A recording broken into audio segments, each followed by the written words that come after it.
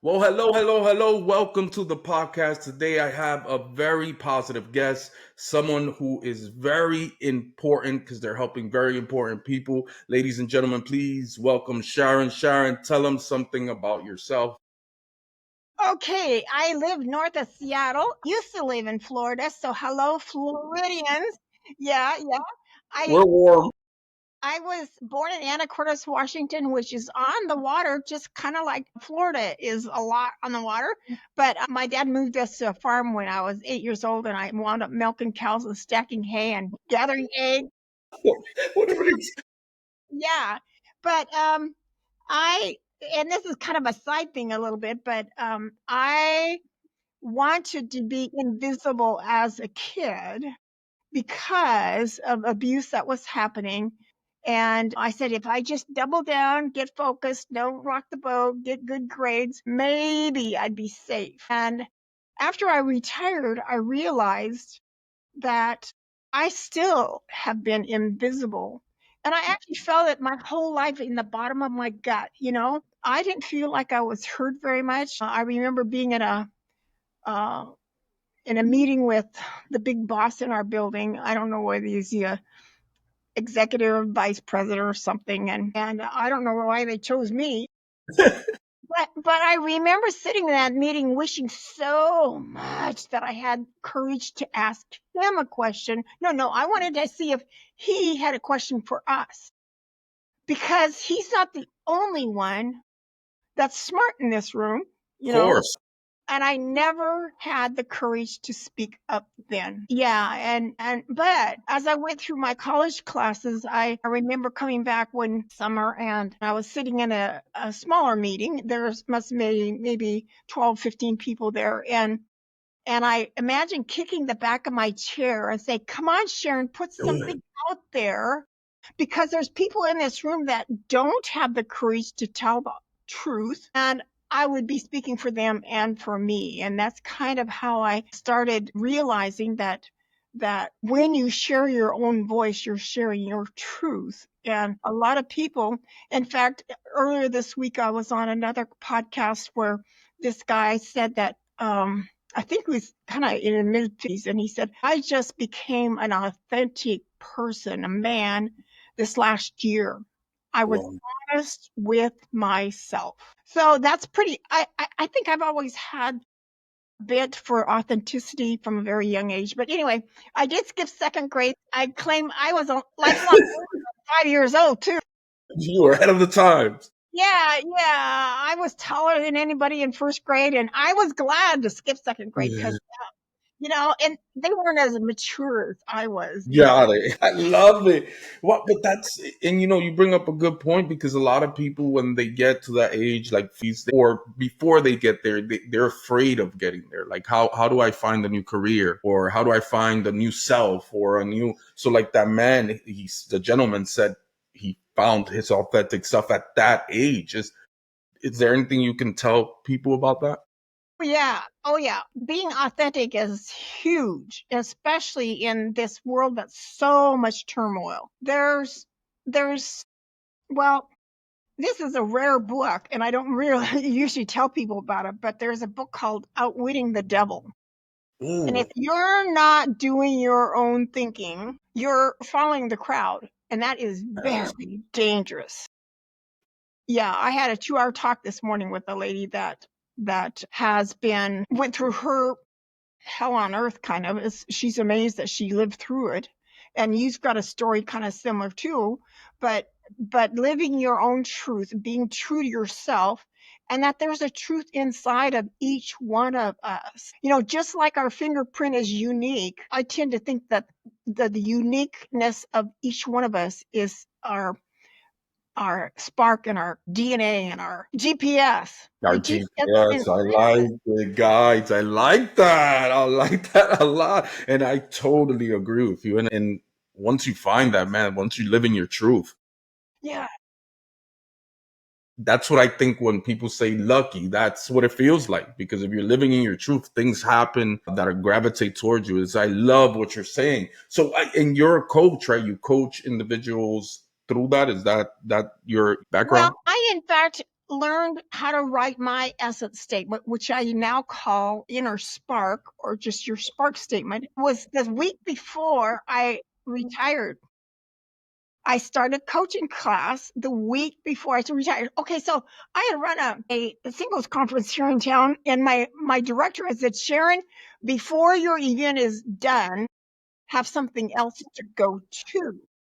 Mm. Now, I never asked him how he learned that lesson, but I thought, okay, I'm coming up into, I picked a date of April of 2016. So a transition was coming, and I better have something else to go to. Yep, that's the Yeah, and because I got the feeling afterwards, after running the convention, that there's a whole emotional letdown. That what do you do next? And I was working out in my front yard and planting some bulbs, and yeah, like what next is coming. But anyway, exact. I'll tell you my essence spark here in a minute. But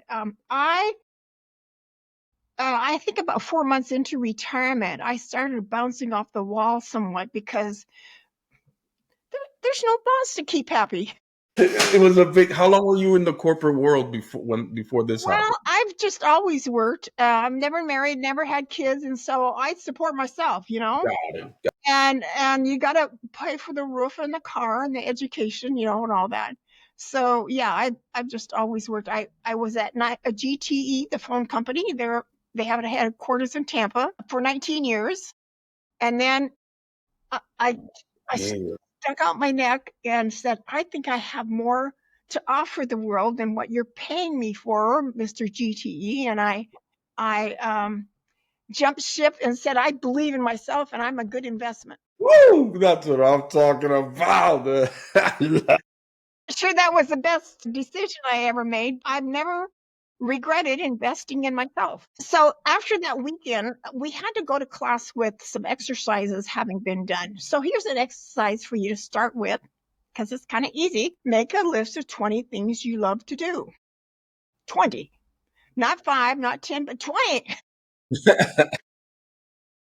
And you might start noticing some similarity between some of the things you do, that repurposing your talent. You might use it at a community gig, or your kids' classroom, sharing various talents, whatever. But anyway, and I did write a book, Fresh Crews in Retirement, Finding Purpose, Essence, and Fulfillment. And in the back of each chapter, I give you a bunch of questions, just like I just asked you a question about what do you enjoy doing, 20 things. Then as I'm kind of poking you a little bit with, remember some things about you that you didn't realize they could be connecting the dots to your new purpose in retirement. Purpose in retirement is the secret glue. And your jobs, your business, your career might have given you purpose. It might not have. I don't think that many people find a purpose in their job, but you get to live from your heart in retirement. And you might not have lived from your heart in your job. If you had purpose, there's a certain amount of your job bringing meaning to you. But without, oh, I have my a little prop here. Without your business card to tell you who you are and who's your team, It's horrible. this goes out the window. How are you going to replace all the things you got from your job? In fact, I have kind of a visual aid here that kind of helps with that. Oh, yeah, here. That from your job, you got positive emotions. You finished a sale, you wrapped up a sale and it makes you feel so good. Or you were engaged with a team of people, and how cool was it that the team was able to pull it off? Maybe you had people that you went to lunch with or classes with, your relationship. And there's that meaning word that has to do with Big one. purpose. Yeah. And then accomplishment, having pulled off a big project is a good feeling. Okay, that went out. I love that you have the age. So this kind of goes along with that other one, and it's pretty small print, but see In the relation. DNA is still No. there. And so the idea is that you figure out, how did you get that from your work? How are you now going to get that from your retirement? So in other words, using what the experiences you had before to go into this new phase. Yeah, it's a transition. One of the first big nuggets that somebody gave me when I was doing podcasting, this gal said, well, her she had gone through an awful divorce, and her coach told her, well, figure out something that is so significant and matters so much to you that it overshadows the pain you got in your divorce. I think somehow it was related, tied in with some big project in Tibet, and they were building small homes for people that needed homes. And he said, would building a house or two in Tibet be bigger than your pain? No, that's not big enough. I think that's huge, right? But yeah. Would building 10 houses? I think this pain is a lot worse than that. So she wound up building 100 homes in Tibet. And so she had something to look forward to and be able to leave that behind her. So her advice to my podcast was to do what you did for charity in retirement. That's a easy small baby step toward finding something new that you can do in retirement. So as she gave an example, if you are a pilot, find some charity or nonprofit that needs something or someone delivered. Yeah, yeah. If you're a bean counter, you're an accountant, find somebody that needs some accounting done. And it gives you time to then cook on some new ideas that might start bubbling up. But volunteering in retirement is a huge, it can be tied to purpose, but it also gives you social health, mental health. You're learning something, you're growing, and there's a lot of good things that come from volunteering. And I wrote a course on it this last May, and it's on the Great Discovery platform. Make a marvelous transition into volunteering.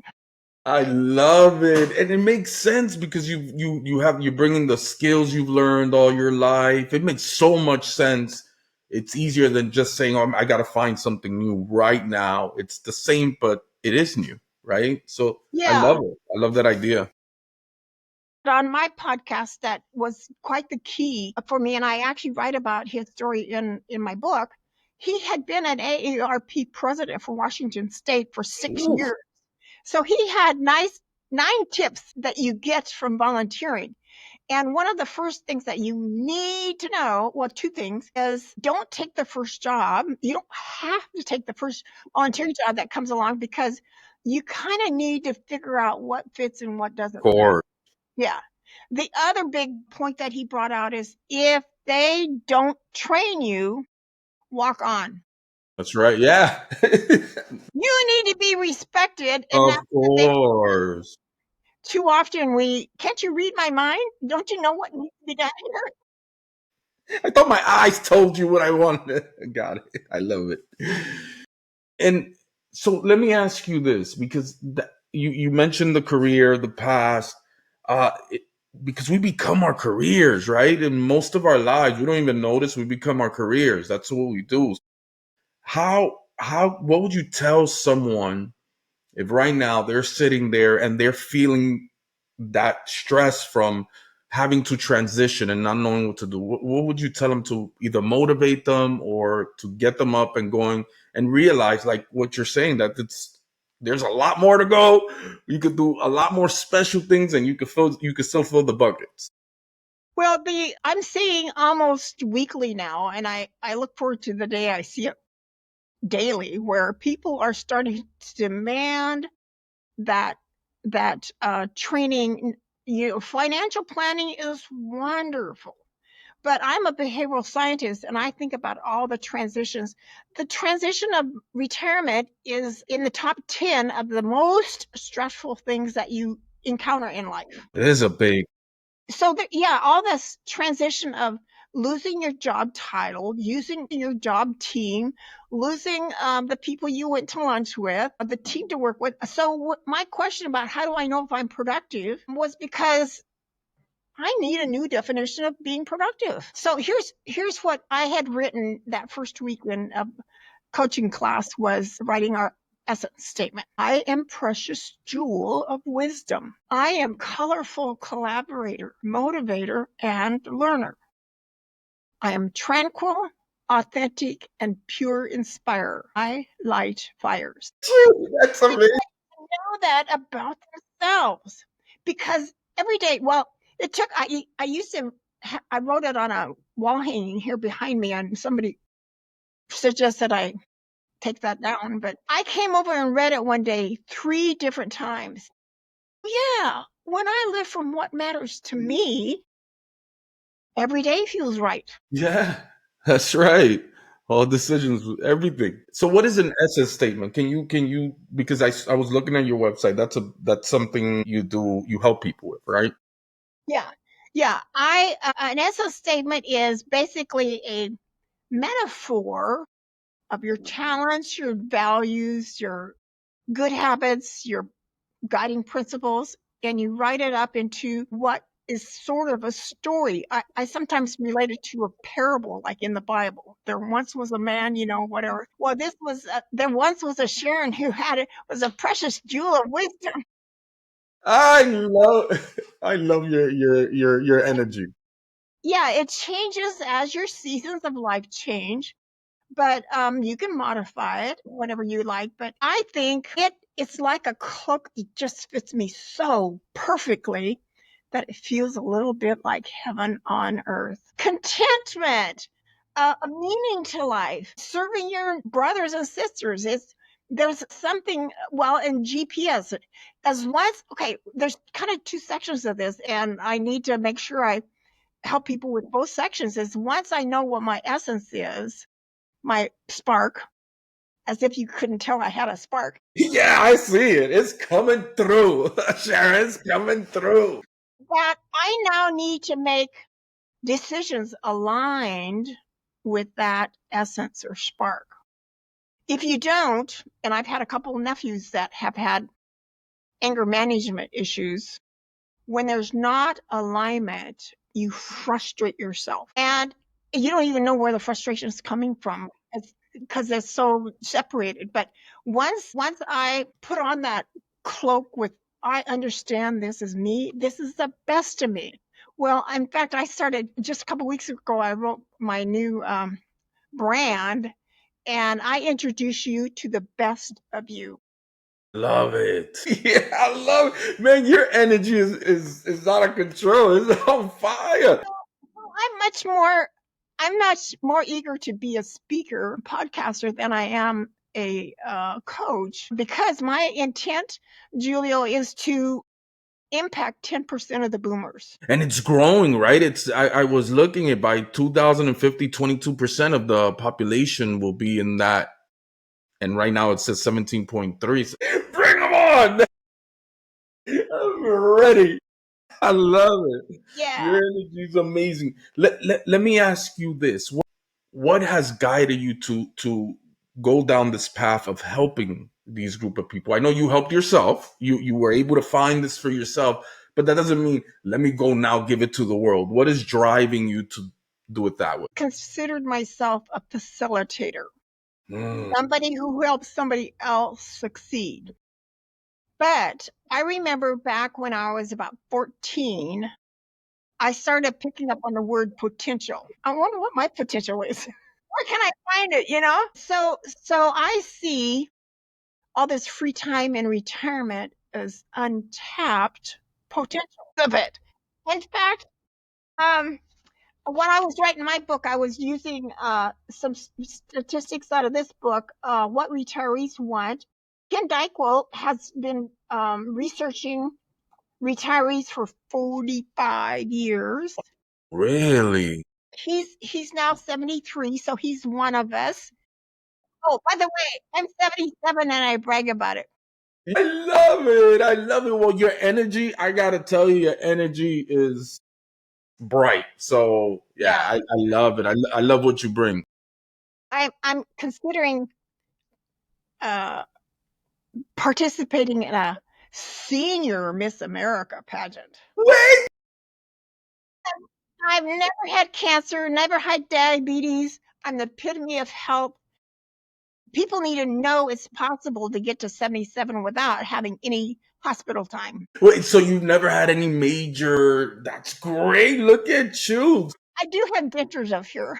But that's okay. But let me ask you, how did you get there? How did you do it? What are some tips of health that you can give people to get there? Okay. Um, where's my? I'm starting to use this more. I refuse to live my life based on fear. Woo! That's what I'm So when I talking about. when I moved to Tampa with my job with GTE, my friends up here had given me, a party, and they said, well, one of the ladies said, before you turn around and get homesick and decide to come back, give yourself 6 months. And at 3 months, I thought, oh, I got this. This is no problem. By fourth month, I was hitting the wall. I was a long ways from home, and I I don't know why, but I got out my Bible concordance, and I thought I need some help here, and I need it fast.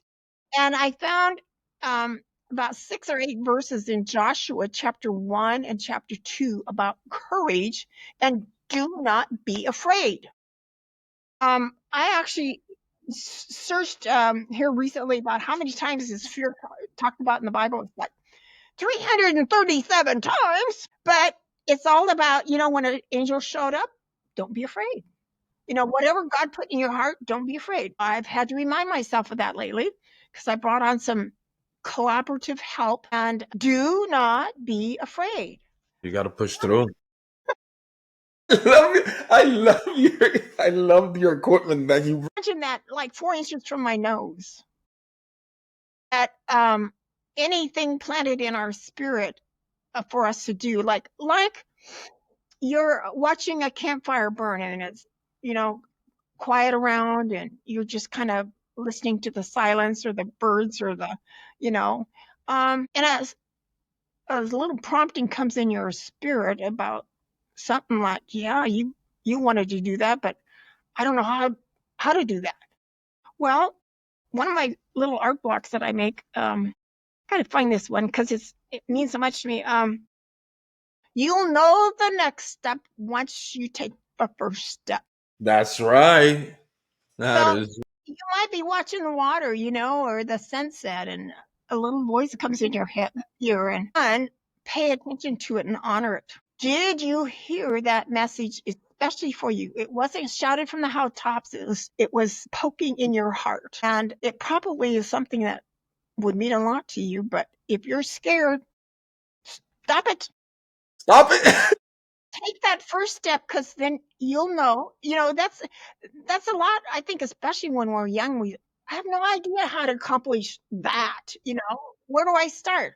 Well, you start with the first thing that comes to mind, and then the next thing will come to mind. That's right. So Step by step. the prompting, that guidance will show up. So let's see, where were we going? Your health. How did you stay so healthy?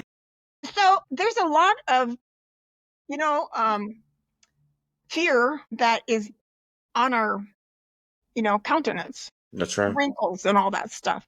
So getting rid of fear made a big difference from that. And that Outwitting the Devil talks about the 6 or 7 main fear categories, like getting sick and getting old and getting criticized and not being loved. And so figure out how you're going to solve that problem by doing your own thinking. But anyway, No, I love it.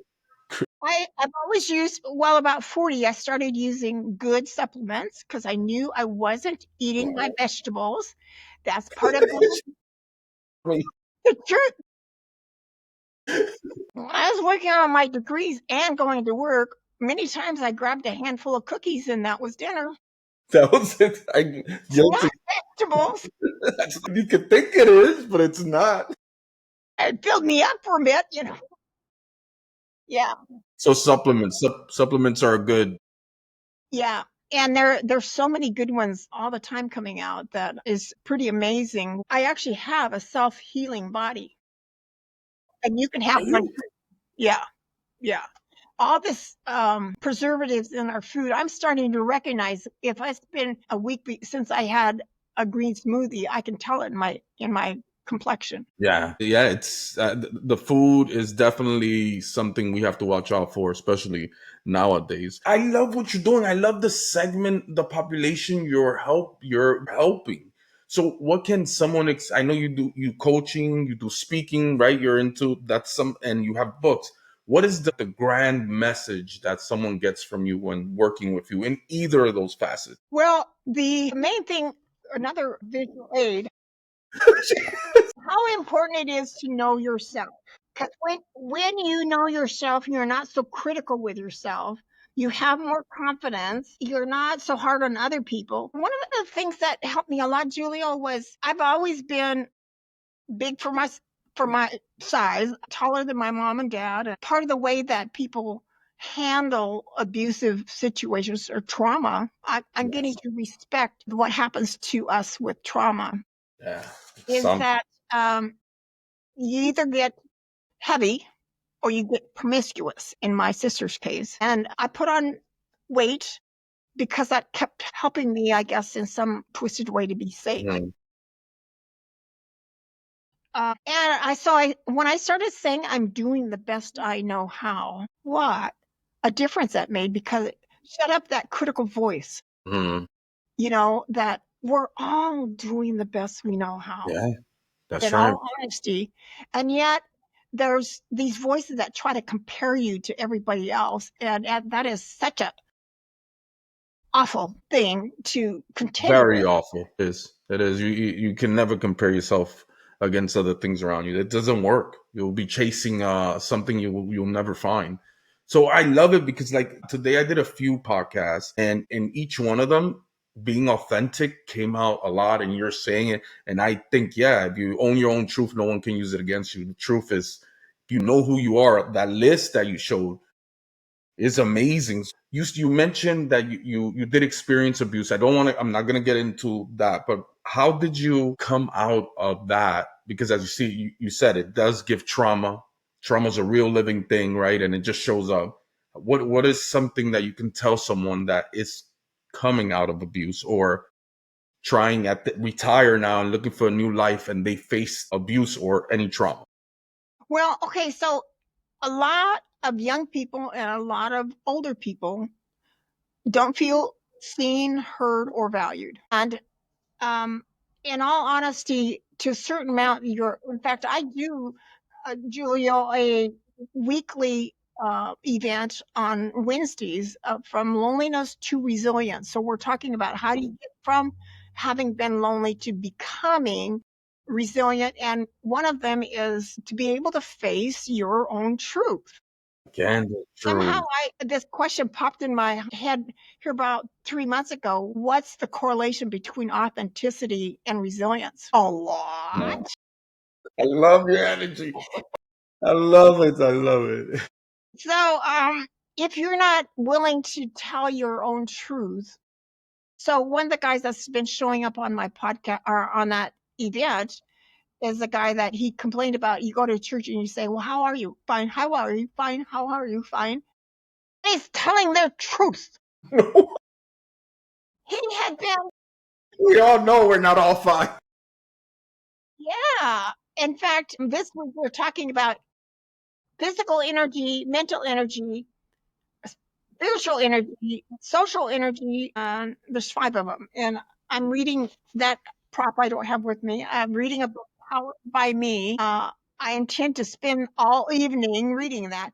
In fact, but I later that week, my friend actually was able to tell somebody he had a prayer request. He was honest with himself enough to tell somebody else. It wasn't more than a couple days later than his pastor suggested that he get some counseling. I think he had to wait until after Christmas.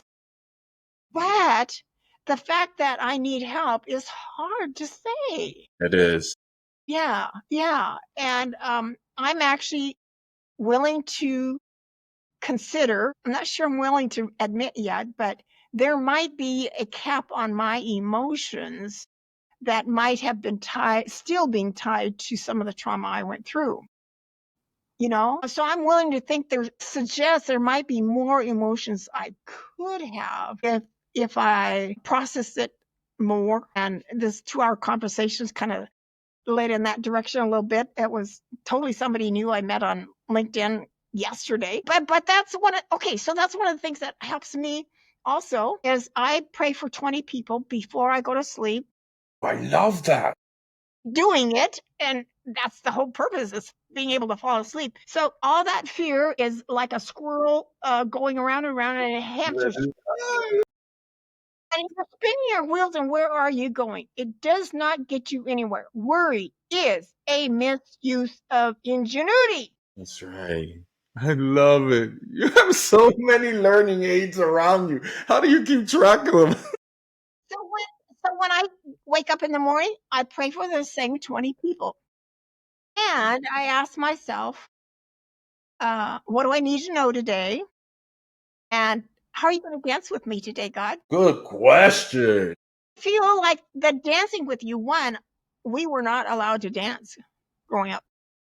Wait, what do you mean? It was sinful. Dance? Yeah. I got a lecture Boring. in fifth grade. My fifth grade class was going to a skating rink, I think, in the early evening. I got an hour lecture about people coming up to help you learn how to skate, and they're going to be touching your body, and what are their intentions and all this. I had my skates on like maybe 10 or 15 minutes, and I took them off. I was so, Wow. and yet just recently, just like in the last couple of weeks, somebody was saying how many cultures use dance to celebrate, It's and I feel robbed. Yeah, that whole fear thing, it's manipulating people over and over and over again. getting over that fear. And where's the stop sign? The stop sign. You said fear. We need stop sign. Where's the stop sign? Stop. Yes, I love it. I love it. But the dancing, I love dancing. I don't know how, it's a great expression, and I don't know how anyone can, Size, yeah, and it's who that's dances with a frown on their face? so how do people, okay, so you offer, what do? You do one-on-one coaching.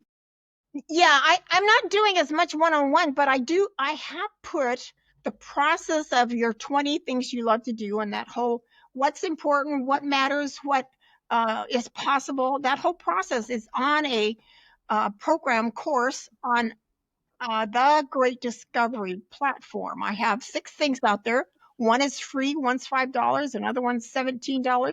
Okay. I do have another prop. This is from You dream. What makes me excel? What makes me different? Great question. I yeah. love them. I love them. Okay. John. No, I can see his face. Maxwell. John Maxwell. Maxwell. John Maxwell. I Yes, I love like it. he likes to ask leaders, and to help you on more questions like that, one of the things I have on the Great Discovery is called What Makes Your Heart Sing? Maybe it could be following the monarch butterfly migration from Mexico. Ooh, Maybe it would be touching the water in the 7 oceans. that's a great one. I love that one. Wait, I don't have money like that to do that kind of thing. Well, how about taking the closest roundabout in your neighborhood and making it beautiful? I love beauty. I think that's so close to the heart of God, is to have beauty in our lives. That's And right. so even if you're in a wheelchair, what can you do from your wheelchair that makes your heart sing, that makes you cry? That's what moves your heart. What makes me dream? Yeah, I dream of my grandkids going to college, maybe. What makes me excel is that passion, that your talent. God gives you talents. And what makes me different? We talked a lot about that in my high school years. Yeah, I was different on purpose. We have different values than our neighbors. We're different. We don't dance, for one. That's a big difference. So the um I I'm still chewing on a lot on how to have more joy in my life. And my conversation this morning, she talked a lot about how having harmony and fun and joy. My biggest joy every day actually is pretty don't have any dogs in my life, so I take 4 biscuits with me on my walk every day. I almost got out of the door before I got Julie on. You know? Yeah, my dogs love me. I am so popular on my street. I love it. So, okay, so how do they get to that course? I know you said Discovery. Can you say your website too? The Great Discovery. Yeah, I'll send you links on that. And I'm pretty active on Facebook Facebook. Okay. with lots of words of wisdom. I rarely waste my time on Facebook, but those just distractions are there. Okay, here's another thing that kind of You hampers you a little forgotten who you are? bit. Great question. That's a question from Lion King. Simba, Yes, when the dad. Yes, yes, yes. without those business cards, have we forgotten who we are? We're still that person with a college degree. We're still that dynamite trombone player. Things changed. How about singing? You can still sing. And the challenge then is repurposing, re-engineering those talents into some place that people would love to have you help them or even teach them. That's one of the things that I come up with my What Makes Your Heart Sing. You could sing to prisoners. You could bake. I dreamed up a project. I've always liked to bake cookies. My dad kind of like pie and cookies and cake. So I got started as a teenager baking. And so I baked up at one point. I was working 3 12-hour days and then had 4 days off. What do you do with all this free Yeah, time? what do you do? Yeah, I bake cookies. Why not? Why not? I have one question. I I have a took to the like a church and let the pastors, when they're out calling on people, they used to do that. That says, somebody's been here. Look, somebody brought some plate of yeah. cookies. They love me. I love it. Let me ask you something. Where do you get this energy from? Like this bright, like how have you always been this way, or is it something that went through a healing process to get here to Well, this? I'm an introvert actually. You fooled me. You fooled me. Yeah, I'm pretty much of a homebody in all honesty, but when you're living from what matters to you, every day feels pretty right. You're not wasting your time or your focus or you're regretting anything. But I figure I'll live to 100 and I need to be busy helping those boomers repurpose their time and their potential in retirement because it would change the world. I am getting a sense that is starting to happen. People are starting to demand that we have more planning for retirement than just financial. Yeah. That's just the beginning. There's like 5 different areas: mental, social, physical, that you can make plans. One fella that I see doing a lot of good in that area, different than me because he is focusing more on the 50 to 63 year olds, is Chip Conley. He's got a couple books out, but he also has a couple sites in Baja and in Santa Fe where people can come in for a week. They soak up all these questions and find their answer to these questions that fit them perfectly. And but on the Great Discovery, I do have the program Discover Your Spark, Rekindle Your Joy, and it's walking you through the exercises I did. Your values is such a key part of this. Who teaches us about values? But I wrote a paper I think, in my undergraduate course on values, and the instructor said, I've been teaching for 25, 30 years, and nobody's written a paper on values before. Yeah, I'm different. I know. I love it, man. And I love that you are here and you're filling that need and you're helping people get through that point of their life. It's very important, right? We all get there, and you still have so much life. There's still so much to go. So finding what you found is beautiful. It's a beautiful thing what We you're can doing. all help heal the world. That's right. I think we're starting to realize that I've got a part in that and you've got a part in that. Right. The world needs healing, and we can be part of that, because Good. stepping up and being courageous, being brave, being vulnerable, authenticity. Okay, so I've actually made choices during my life to keep myself pure. Love it. R-rated movies, I think I've only seen one or two. Officer and the Gentleman was one, and I'd heard so many good things about it. But I made a very deliberate choice to not clutter my mind with negative Good stories. for you. Good for you. Well, I'm proud of you for what you do. Everyone that listens to this, please go in there and check out her course. Very powerful human being here. Definitely doing a service to humanity. I am so happy that people like you are here. Anything else you want to share before we go? Well, my business is called Effortless Vitality, and my website is actually effortlessvitality.org, but you can also get there with my name, Sharon Rolph. I'm Queen of Courage on Instagram. I Oh, haven't been absolutely. posting quite as many lately because I got new equipment and I'm figured out how to do Instagram on my phone. Anyway, courage. See, my book is on Amazon. Fresh Courage in Retirement: Finding Purpose, Essence, and Fulfillment. And I just mentioned that I love sewing, I love color, I love wisdom.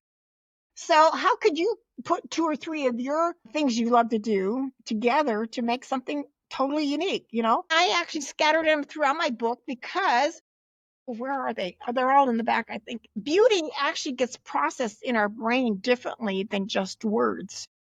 So I think there's something about beauty that touches our spirits somehow. So much of here's another great tip is, 3-year-olds are pretty intense on getting the doors open or the cabinets open so they can bang your kettles together.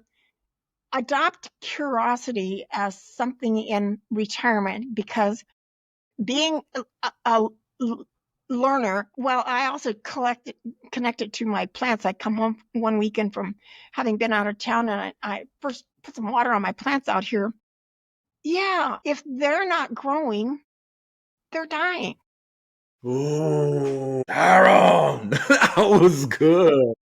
I was shocked when somebody at Boeing told me, well, people put off retiring here because they know they'll be dead in 3 years. That hurt. But it took me about 2 years to realize, yeah, it might take 3 years for a couch potato to die. And that would be a waste of a life. So I usually close with, Thomas Wolfe, if one has a talent and fails to use it, one has failed. If one has a talent and partially uses it, one has partially failed. If one has a talent and finds somehow to use the whole of it, they have gloriously succeeded and won a satisfaction few people ever know. Wow, what a definition of success. That is beautiful. That is beautiful and words to live by. Well, Sharon, I am so happy I got to meet you today. I really am. I'm glad you came back in. Well, that, You remember I was here. Julia, So, and I'll let you get back to it. But everybody, please go support. Very important what you do. Thank you for joining me and have a great day. thank you. Blessings. Repeat after me. I am powerful.